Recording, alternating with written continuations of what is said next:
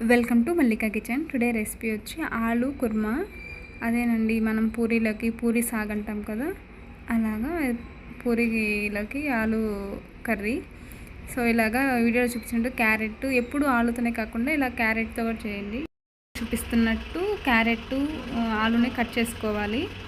ఇలా కట్ చేసుకొని ఒక బౌల్ తీసుకొని, ఒక బౌల్లో క్యారెట్ ముక్కలు, ఆలు ముక్కలు వేసుకొని సరిపడినంత ఉప్పు, పసుపు వేసుకొని ఉడకపెట్టుకోవాలి.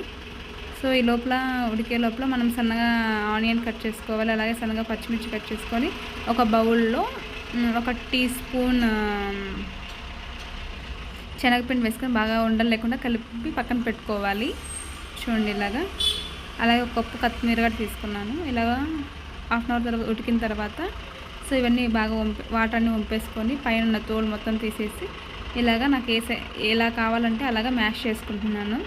మొత్తం మ్యాష్ చేసుకోకుండా కొంచెం ఉండేటట్టు మ్యాష్ చేసుకుంటున్నాను. ఇప్పుడు ఒక ప్యాన్ పెట్టుకొని ప్యాన్లో 2 టేబుల్ స్పూన్ ఆయిల్, ఆవాలు, పోపు గింజలు, జీలకర్ర, కరివేపాకు, ఇంగువ, పచ్చిమిర్చి, అలాగే సన్నగా కట్ చేసుకున్న ఆనియన్స్ వేసుకుంటున్నాను. ఎందుకంటే ఆనియన్ కొంచెం ఎక్కువ పడతాయి కాబట్టి నేను 2 ఆనియన్స్ కట్ చేసుకుంటున్నాను.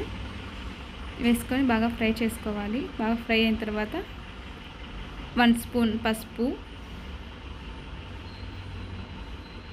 వేసుకొని బాగా ఫ్రై చేసుకోవాలి. అలాగే సన్నగా తురుముకున్న అల్లం వేసుకొని బాగా ఫ్రై చేసుకున్నాక అలాగే మనం ఉడకపెట్టుకున్న క్యారెట్, బంగాళదుంపలు వేసుకొని బాగా ఫ్రై చేసుకోవాలి. ఫ్రై అయిన తర్వాత ఇప్పుడు సరిపడినంత 1 కప్పు వాటర్ నేను వేసుకుంటున్నాను. కప్పు వేసుకొని ఇప్పుడు కొంచెం సాల్ట్, ఆల్రెడీ నేను ముందే వేసి ఉడకపెట్టాను కాబట్టి ఇప్పుడు తక్కువ 1 స్పూన్ మాత్రమే సాల్ట్ వేస్తున్నాను. సో అలాగే మనము శనగపిండి వాటర్ వేసుకొని బాగా మిక్స్ చేసుకోవాలి వీడియోలో చూపిస్తున్నట్టు. ఇప్పుడు బాగా ఒక 5 మినిట్స్ ఉడికిపోయిన తర్వాత లాస్ట్లో కొత్తిమీర వేసుకోవాలి. మన ఆలు సాగు ready. Thanks for watching. Please subscribe to my channel.